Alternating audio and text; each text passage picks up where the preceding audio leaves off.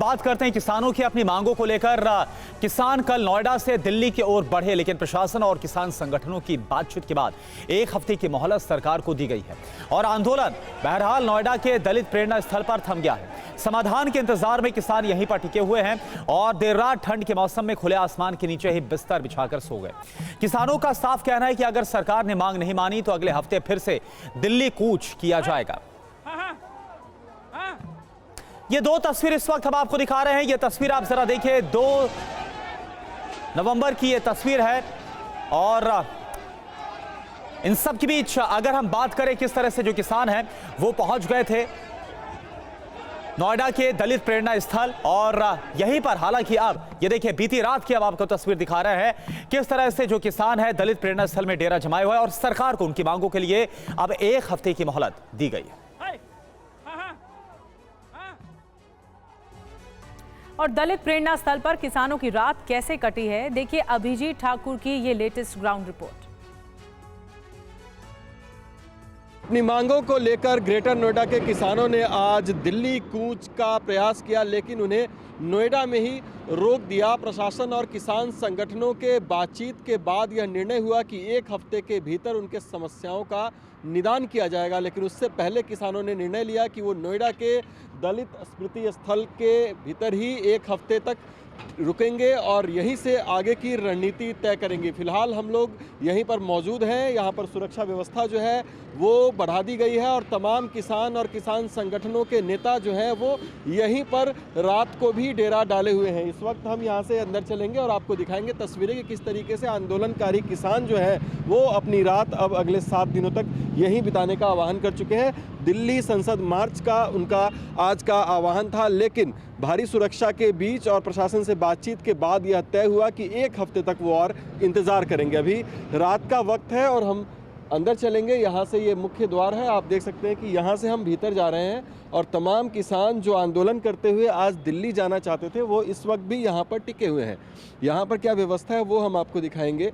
आप देख सकते हैं कि ज़मीनों पर ही ये गद्दे बिछे हुए हैं और उसमें तमाम लोग यहाँ पर लेटे हुए हैं। देर रात का ये वक्त है और तमाम जो आंदोलनकारी किसान हैं वो आज पूरी रात इसी तरीके से यहाँ पर काट रहे हैं। और चलिए इस खबर पर और ज्यादा जानकारी के लिए पुनीत शर्मा का हम रुख करते हैं जो इस वक्त हमारे साथ लाइव जुड़े हुए और उनके साथ कुछ किसान नेता मौजूद हैं। जरा जानिए और बात करिए पुनीत किसानों से, किसान नेता से कि आखिर उनका रुख क्या है, क्योंकि खबर यह है कि एक हफ्ते की मोहलत सरकार को जरूर दी गई है। हमारे साथ इस वक्त तमाम किसान मौजूद हैं जो पूरी रात यहाँ पर उन्होंने बिताई है। अनिल, ये बताइए कि एक हफ्ते की मोहलत आप लोगों ने दी, आगे क्या रुख है आप लोगों का?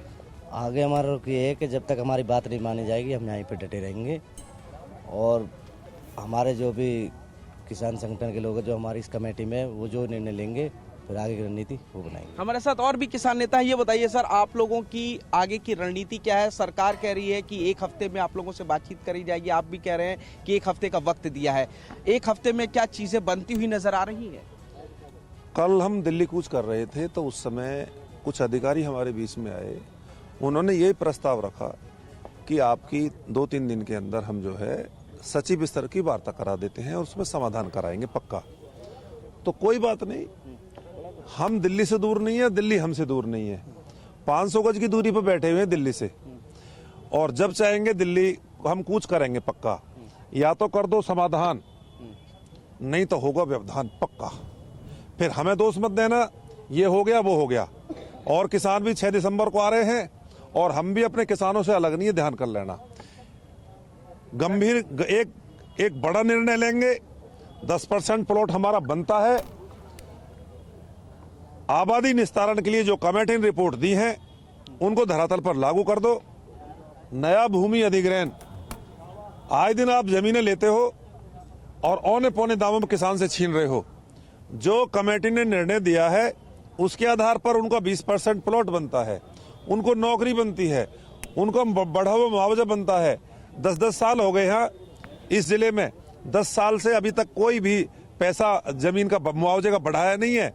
औने पौने दावों में लूट रहे हैं, मनमाने राग हो रहा है। देखते हैं कैसे लूट। अब आते हैं, पार की लड़ाई होगी, पूरी तरह से आर पार की लड़ाई। देखिए पूरी जो महिला ब्रिगेड है, बुजुर्ग महिलाएं भी यहाँ पर पूरी रात यहीं पर उन्होंने काटी है सर्द आसमान के नीचे। उनसे भी बातचीत करते हैं। ये बताइए आप लोगों की क्या मांग है, कब तक यहाँ प्रदर्शन करेंगे? हमारी मांगे कोई लंबी चौड़ी नहीं है, हमारी छोटी सी मांग है। हमारा 10% दे दो और नया कानून लागू कर दो और जी हमारा 64% दे दो। हमारे बच्चों को रोजगार दे दो। हमारी जमीन छीन ली, हम भिखारी बना दिए, हम रोड पे ला दिए। हम किसी हालत में भी इतना हमारा काम सब नहीं होएगा, मांगे पूरी नहीं होंगी, इतने हमारी घर वापसी नहीं है। घर वापसी नहीं है। अम्मा आर पार की लड़ाई के मूड में? आर पार की लड़ाई पाए बेटा, अगर आर पार की लड़ाई पे ना आते ना तो यहाँ रात भर जड़ाई मरे।